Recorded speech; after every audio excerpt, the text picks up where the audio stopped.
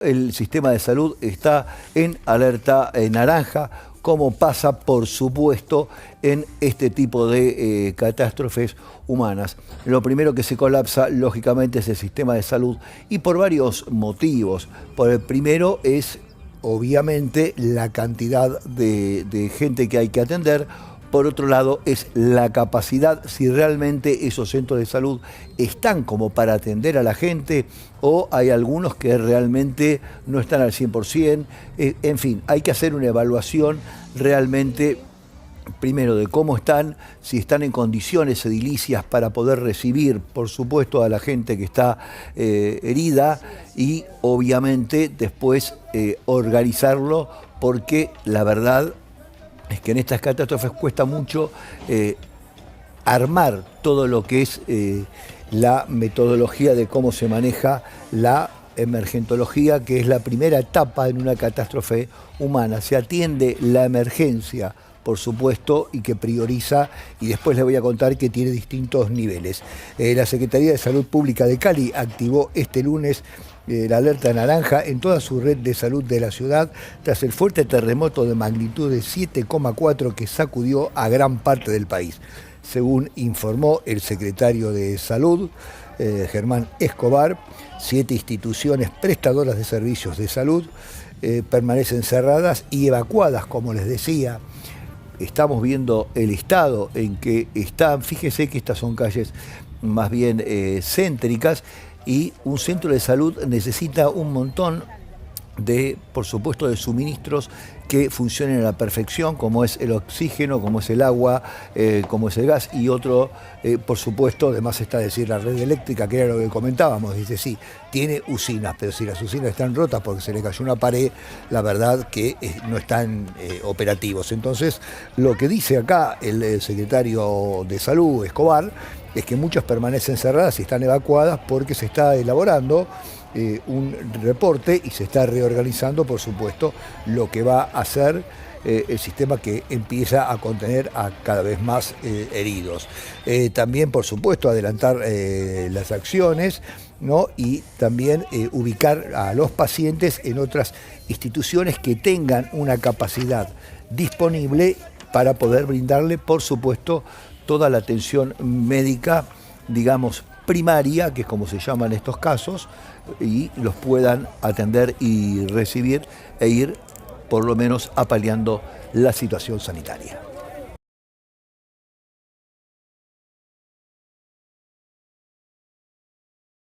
Y un edificio se derrumbó en la zona de Pereira. Ahí lo estamos viendo las imágenes en el momento justo en el cual se provoca. Miren lo que es en tiempo real. Le pido que escuche, le voy a hacer un segundito de silencio para que escuche el audio, la gente, los gritos y qué es lo que pasa en una situación así.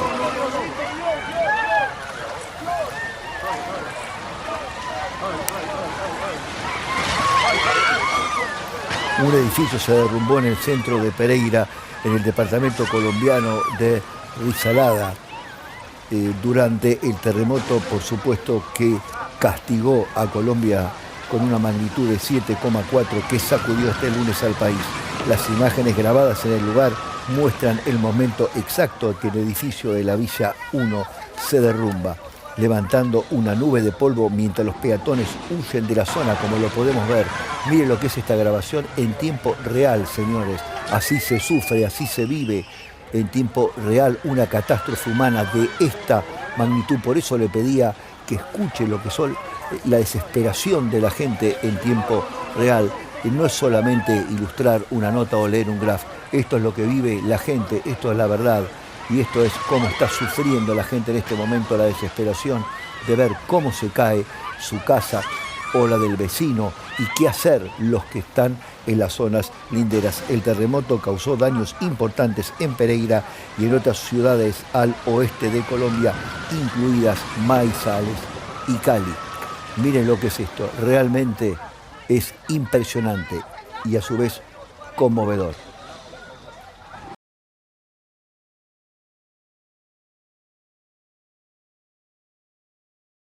Y seguimos con el tema de salud, donde 9 nosocomios fueron miren lo que es esto, también víctimas del terremoto y muchos de ellos quedaron fuera de servicio. Como estábamos hablando recién, los primeros auxilios que se están haciendo y atendiendo a las primeras víctimas que llegan, uno de ellos fue uno de los 9 que es muy importante, que se dañó parcialmente en la estructura, es el Hospital Universitario del Valle, del Centro Profesional Vida, según comentan los informes preliminares. Es lo que les decía recién, ese traslado del oxígeno que es necesario, por ejemplo, obviamente el agua, todo lo que es material sanitario, ven que tienen los módulos que se utilizan usualmente en enfermería para las primeras curaciones al aire libre, porque estas son las afueras del hospital donde se está tratando de hacer lo que se puede con la gente. Las imágenes muestran al personal médico del Centro de Profesional Vida, también conocido como Clínica Colores, atendiendo a pacientes, digamos, dentro de las instituciones como pueden. En este caso están llevando y trasladando todo a la zona de estacionamiento donde se arman esos gazebos precarios para poder hacer las primeras curaciones. Miren ahí las familias, la señora tratando de darle un poco de afecto al señor que está herido. La verdad que esto conmueve. Los daños sufridos básicamente en la estructura de este importantísimo nosocomio están todavía en evaluación. Se han tratado de reforzar algunas partes y por supuesto de movilizar a zonas seguras como estamos viendo. Esto es el estacionamiento y la periferia del hospital para poder ofrecer atención a los heridos. En medio de la emergencia, los ciudadanos hicieron un llamamiento a la población para donar sangre y apoyar, por supuesto, a los afectados.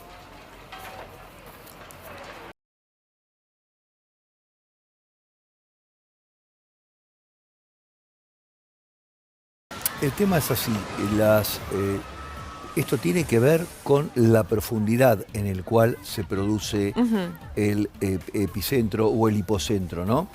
O sea, lo que podríamos pensar, uno piensa automáticamente Venezuela, por supuesto Colombia, 7,2, 7,5, 7,4, son escalas de Richter muy similares y piensa que es muy similar. Ajá. Acá la diferencia básica para que usted entienda la casa es la profundidad.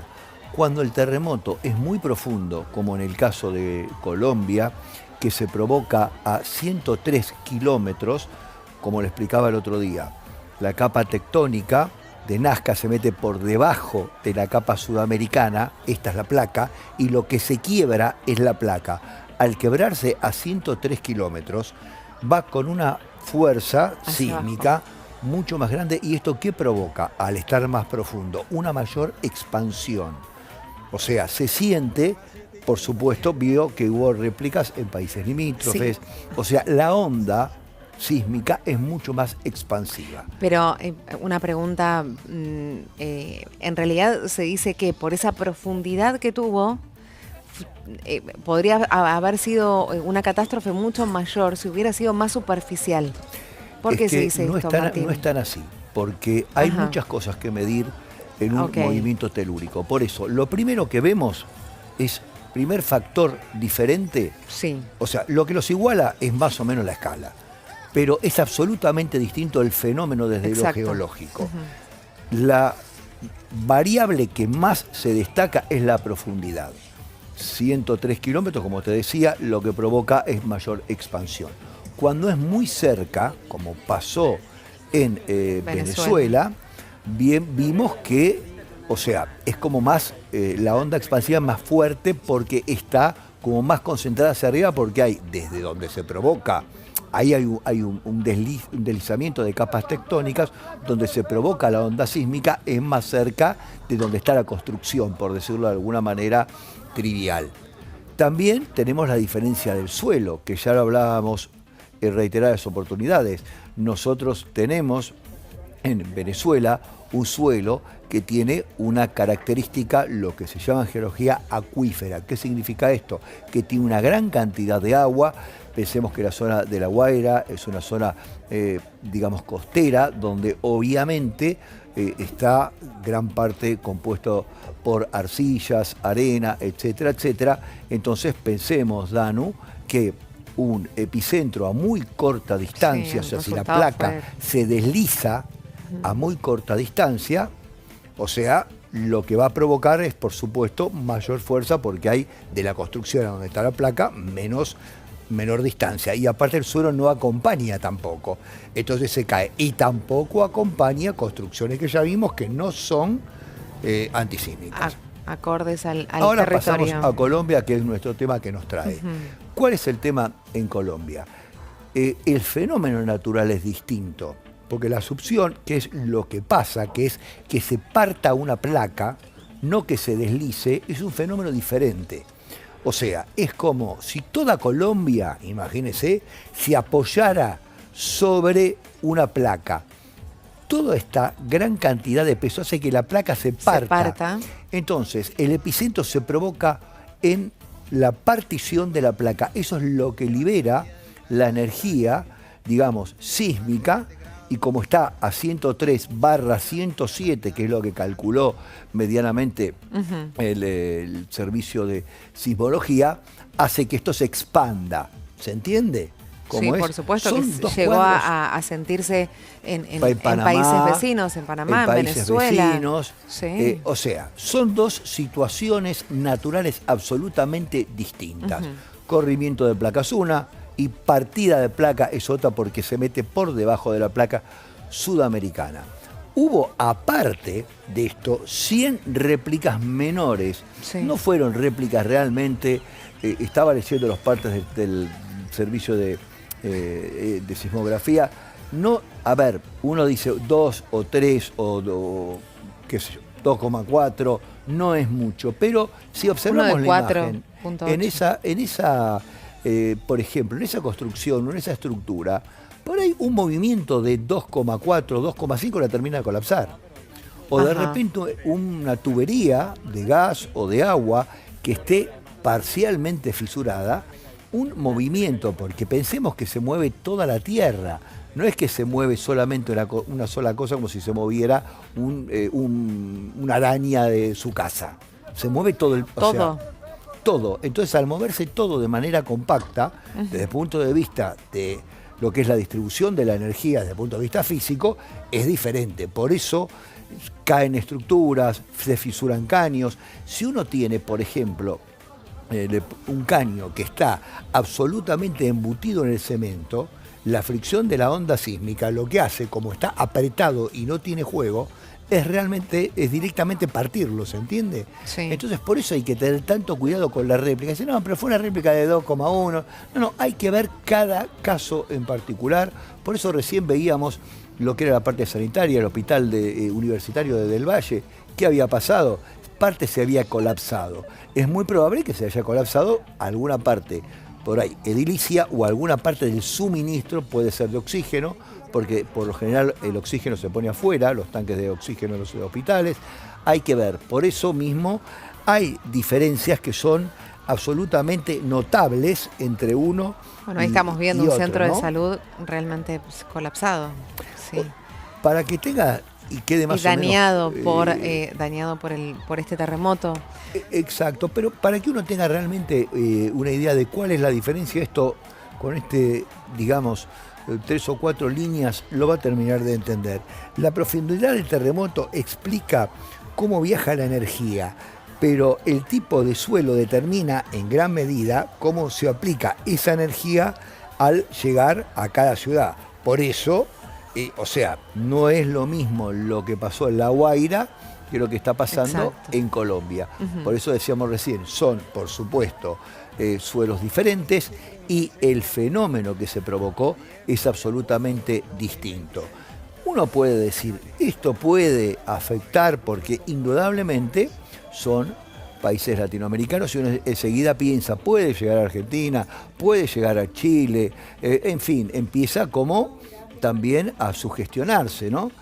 La verdad es que estas son placas, nadie sabe los movimientos, cómo se acomodan. Exacto. Algunas placas, cuando realmente no se pueden prevenir los terremotos, los sismos, o sea, si hay una placa que hace un movimiento tectónico y queda vamos a decirlo de una manera doméstica, queda enclavada como si fuera la pieza de un rompecabezas, no se mueve más.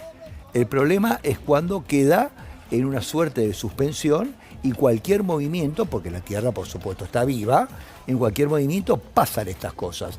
Y van a seguir pasando toda la vida, porque esto que vemos nosotros, que es absolutamente antinatural, es lo más natural de la naturaleza.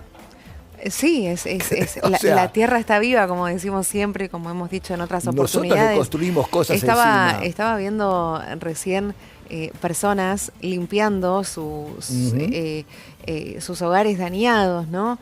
Digo, qué terror. A mí me daría terror volver a ese lugar por las réplicas, por no saber si eso quedó seguro. Primero la evaluación de daños, la evaluación de la infraestructura, de las estructuras, ¿no?, de cada vivienda, y por otro lado la asistencia psicológica para cada persona. Yo siento que me tendrían que asistir emocionalmente, pero Dios mío, es devastador. Aparte, pensaba que era lo esperable, ¿no, Martín? Esto de que las cosas, las variables que uno maneja de infraestructuras afectadas, escuelas, hospitales, bueno, todo va cambiando y los daños son mucho mayores de lo que se sabía ayer. Pero y es lo esperable. Danu, pasa un fenómeno bastante particular si uno lo ve desde lo que es la psicología social. La gente reacciona en estos fenómenos de catástrofe siempre igual. O sea, los roles, los grupos que se forman, cada uno va a estar que es el chivo expiatorio que se trae, el líder, obvio, etcétera, etcétera. En cada grupo humano de una catástrofe o no, o de un trabajo, lo que fuere, va enseguida a funcionar esto de los roles, por supuesto, pero siempre pasa y está muy estudiado cómo es la reacción de la gente en las primeras 24 horas. O sea, la reacción, digamos, en los primeros puntos de la catástrofe, por supuesto, es el shock, es no saber qué hacer, es no saber para dónde ir. Imaginemos que nadie está preparado para esto, por más simulacro. Nosotros que hemos ido a la escuela o que vas a la universidad, te dice, bueno, si supongamos hay un incendio, tienen que salir por esta puerta, pero todo uno lo hace como un juego, como decían los Marines, que siempre cuando tuve la oportunidad de estar en Naciones Unidas me decían, las cosas, Martín, no pasan hasta que pasan. El problema, cuando pasa. Mientras salimos del colegio y no nos damos cuenta y damos la vuelta y creemos que estamos jugando, yo siento que el día que pasa esto es distinto. Totalmente. Yo siento que sí, un simulacro siempre es distinto, ni hablar a la vida real. Creo que sí, primero estaría el shock y esta sensación de necesidad de cobijo, de estar en un lugar seguro con gente que me contenga a mí y a los míos. O sea, quiero guardar a mi gente. Pero en algún lugar pasa seguro. Eso primero. Qué desesperación. Entra en, digamos, o sea, yo veo lo que esto se llama...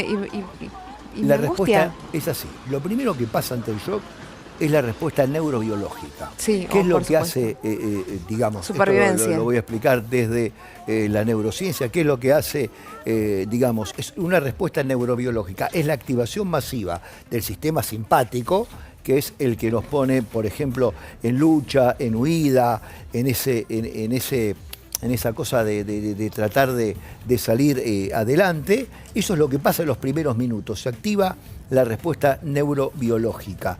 Después lo que pasa es, la segunda etapa, te diría, es lo que es la disrupción social. Viene el colapso,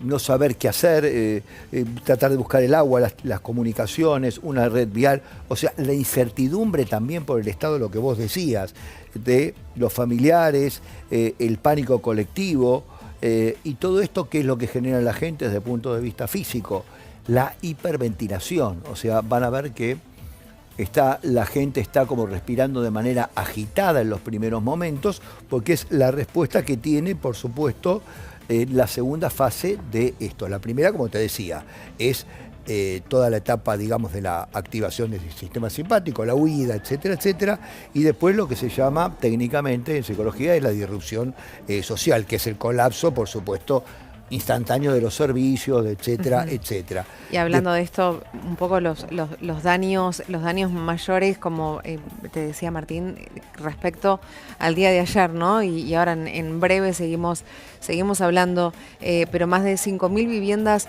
dañadas. El primer balance eran 1.500. Realmente el número subió significativamente, exponencialmente, alrededor de 1.600 edificios dañados o colapsados, 61 edificios completamente destruidos según los primeros relevamientos, hospitales afectados, escuelas dañadas, rutas destruidas, aeropuertos cerrados, con todo lo que ello implica, ¿no? Sectores sin electricidad, problemas con el suministro de agua, dificultades de comunicación. Bueno, vamos actualizando poquito a poquito toda esta información y tratando de entender también cómo funciona la mente humana en una situación de catástrofe como esta.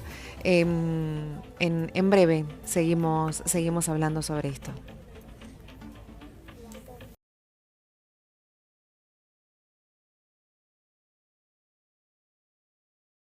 Y ahora es el turno del presidente Donald Trump, donde habló y estuvo reunido con Benjamín Netanyahu, que la verdad es que es bastante polémica la reunión. Por un lado, Donald Trump aseguró que mantiene una relación muy buena con el primer ministro israelí, a pesar, por supuesto, de las diferencias surgidas por el plan de paz impulsado por Washington en la Franja de Gaza. Se acuerda que esto había generado tensiones. Netanyahu tenía un punto de vista, por supuesto, y Trump tenía otro. A lo que se había llegado en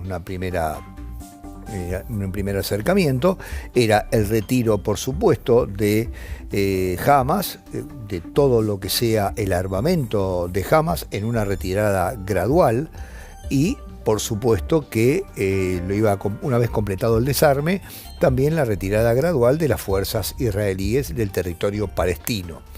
Esta fue una iniciativa rechazada por el gobierno israelí porque, por supuesto, Netanyahu desconfía que Hamas entregue las armas y lo haga de una manera total, y que aparte de hacerlo de una manera total, que lo haga de una manera verificable, cosa que complica la situación desde el punto de vista práctico, porque hay que hacer una suerte de requisas para saber si realmente hay un desarme de manera completa o simplemente lo que se hizo, bueno, fue entregar unas armas y después vuelve todo a foja cero. Esta es, en la reunión, esta fue quizás la parte que más tensión causó entre los dos mandatarios.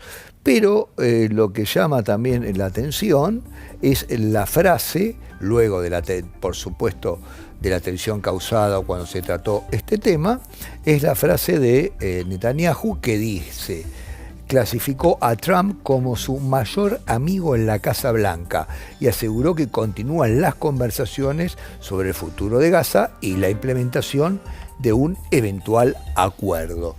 O sea, que una vez pasadas las tensiones y pasadas las facturas de cada uno de los lugares y de los lados, tanto de Trump como de Netanyahu, se tiraron con flores y tengo una muy buena relación, y Netanyahu dijo ser uno de sus mejores amigos de la Casa Blanca.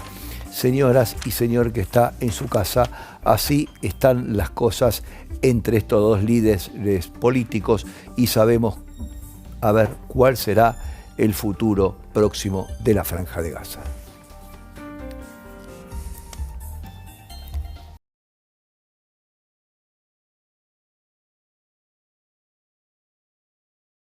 Y se pudo ver a fuerzas israelíes operando con tanque y armamento pesado al sur de Siria, como estamos viendo en las imágenes.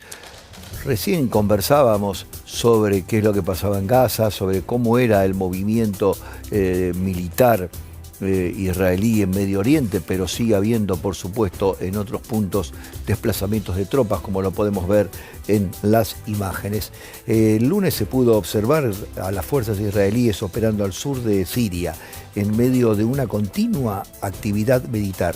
Las imágenes, como podemos observar, muestran tanques, algunos ondeando banderas israelíes, por supuesto, para hacer presencia militar en la zona, mientras los soldados se encuentran desplegados en una colina cercana al sur de Siria. También se pueden apreciar las huellas que dejan los tanques que van camino al pueblo. Ahí en algunos, recién en algunas imágenes que eran más cercanas se podían ver las marcas de las orugas. Los medios de comunicación sirios afirmaron que la patrulla estaba compuesta por 2 tanques y varios vehículos militares que transportaban soldados. En el momento de la publicación, el ejército israelí no se había pronunciado sobre este movimiento ni tampoco lo reportó. Son movimientos de tropas más que nada tácticos que, por supuesto, si no los reportan, deben tener algún tipo de actividad netamente militar y estratégica. Según los informes de las fuerzas israelíes, llevaron a cabo patrullajes en la zona y que ya lo vienen incursionando en los últimos meses en el sur de Siria, y lo que hacen también, hacen una suerte de establecimiento de puestos de control temporales para la realización de registros y la detención de residentes. O sea, están poniendo todo un sistema de patrullaje, de control y lo que se llama desde el punto militar una presencia en la zona.